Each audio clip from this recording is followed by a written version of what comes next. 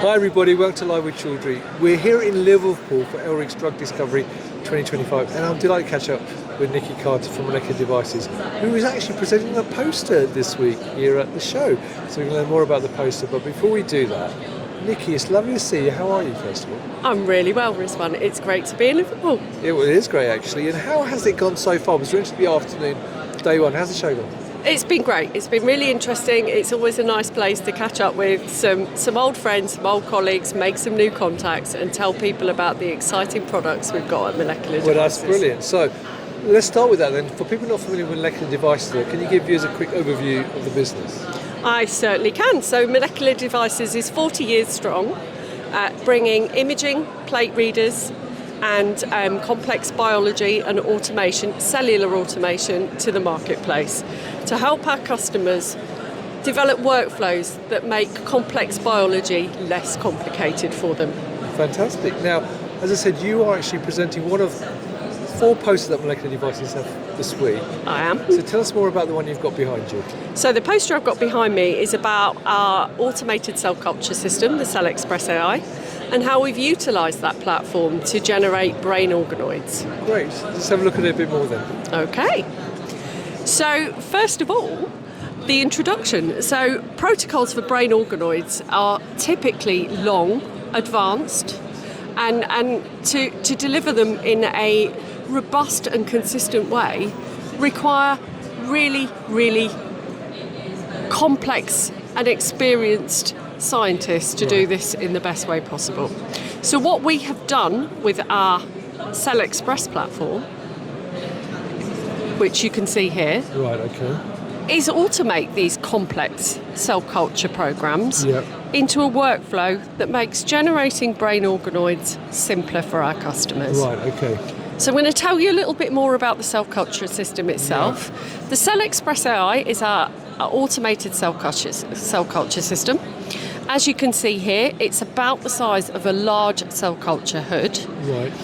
Inside the platform, we've got liquid handling, automated microscopy, incubation and robotics, a smart media module, which is really, really important for looking after your complex biology, but also a unified, and this is the cool bit, a unified one software platform that makes automating these complex workflows much easier.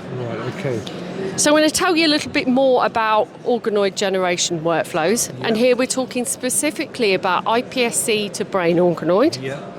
So what the platform is able to do is, in a SBS plate-based format, look after your cell culture right from the iPSC precursor cells all the way through to the fully functional brain organoid. So I'm going to tell you a little bit about how we've done that step by step along that process. So I'm going up here now. I'm going to talk about automated stem cell culture. So this is the iPSC part of the process. So here what we need to do is generate enough iPSC material to start the organoid culture. So this is a 2D culture. And the cool thing about the CellExpress AI platform is what it does is it completely automates that workflow. So those of us that are old enough to remember iPSC generation pre-automation will know that you have to feed these cells day in, day out. They need looking after over the weekends. Our platform helps you get your weekends back. And the way it does that is it is AI automated stem cell culture. So you can see here, we've got our iPSC colonies growing in a plate. The monitoring imaging system on the CellExpress AI is looking to make sure these colonies are growing well, that they're not overgrowing, and importantly, that they're not differentiating before we want them to do that. So the platform itself can do the continuous culture. It can also keep an eye on them to make sure that it can exclude anything that we don't want to happen in this process. So the next stage of brain organoids is iPSC differentiation into the organoids themselves. This is a lengthy process, Rizwan. This can take from 7 to about 90 days, depending on the protocol, depending on the type of brain structure that we're wanting to differentiate here. So it's a complex process. The first part of that process is generating embroid bodies. So this is the point where we take the 2D iPSC cells, we take them off the plate, and then we put them into an ultra-low adhesion plate to start forming a 3D structure. Right. The next stage, which happens around day 7 onwards, is we start to induce neuroectoderm. And as part of this process, somewhere between day 8 and often day 25, some of the protocols that have come out of the KOL labs say that they need to be shaken. So what we've managed to automate on this system and show that it works effectively is, rather than putting these organoids into a shaking incubator, which does 2 things. It keeps the organoids separate, stops them aggregating, stops them sticking together, but it also makes sure that there is optimal nutrient diffusion around the organoid as they start to develop. So we've managed to do this in a rocking platform within our incubator structure. And you can see here from the data that actually they are more robust if they're done in a rocker rather than a shaker. Right, okay. So this is an optimal part of the brain organoid differentiation process that we needed to crack in an automated way to make this work. Yep. So we have completed the full differentiation. Yep. And we're now starting to look at whether the organoids that we have produced are actually functional. So this is all imaging that's been done on our 𝐶ELL-Express AI platform. But what we do next is we take them off, they're in plates, they're ready to assay, and we put them into our high content confocal imaging system, the HT-AI. And you can see here that what we've done is zoomed into certain regions within the brain organoids, and you can see that we've started to get lovely structure, and we're able to capture these high resolution images of the organoids. Right. So I'm going to move up here now, Rizwan, and tell you a little bit more about how we've analysed to show functionality. So we generated 2 different kinds of organoids that have subtly different differentiation protocols on the platform. The first one is cerebral organoids.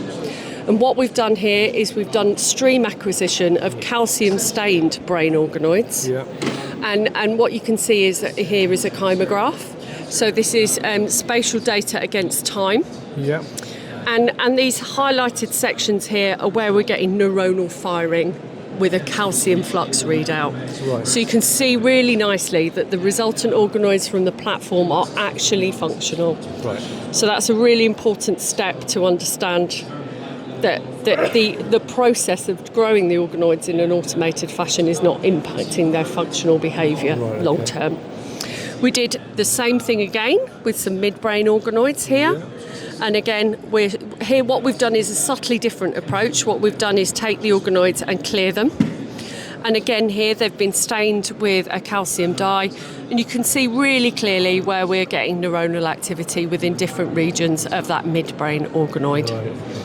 If you think about disease modelling, midbrain organoids are really, really important for diseases like Parkinson's. Right. So a really great model for understanding disease biology.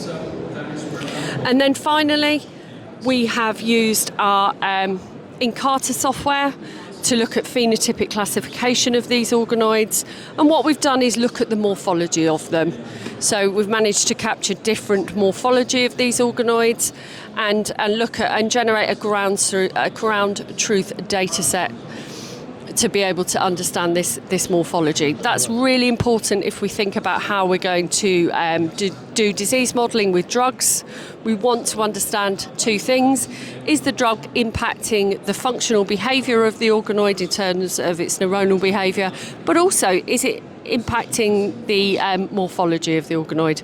Is it making changes? That's important for tox readouts. Right. So in summary, Rizwan, what we've shown here is that by implementing a rocker platform onto our 𝐶ELL-Express AI system and using the smart media module, we can go from iPSC culture right the way through to fully functional differentiated brain organoids. 2 different types of brain organoids here. Brilliant. Nikki, thank you for giving that very thorough overview of the poster. So there you go, viewers. If you'd like to learn more, though, about the poster and more about the 𝐶ELL-Express.ai, then come and talk to Nikki and the team here at 𝐿RIG Drug Discovery 2025 in Liverpool.